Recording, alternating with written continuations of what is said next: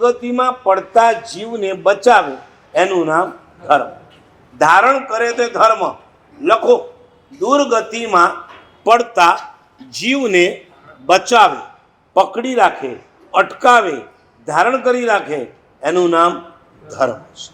હવે એમણે કીધું આવા ધર્મ તો આ જગતમાં ઘણા બધા છે.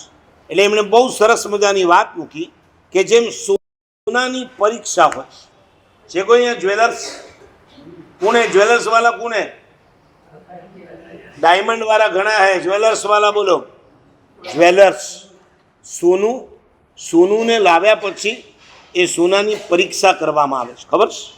3 પ્રકારની પરીક્ષા: કસ, છેદ, તાપ.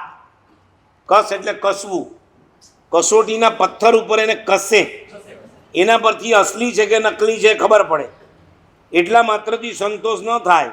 છેદ, ભાઈ ઉપરથી ગિલેટ કરેલો હોય અને અંદરથી માલ ભલતો જ નીકળી જાય તો છેદ, એને કટ કરવાનું. અને છેલ્લી પરીક્ષા કઈ કહેવાય? તાપ. તાપ એટલે તપાવવા.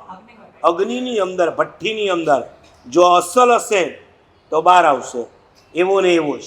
નક્કલ હશે તો ઉગડી જશે, પીગળી જશે.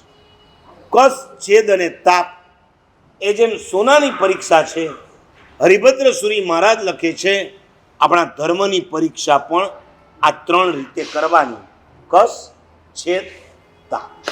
એનો મતલબ પ્રભુએ બતાવેલા સિદ્ધાંતો, પ્રભુએ બતાવેલા આચારો, આ બધાની પરીક્ષા કરવાની.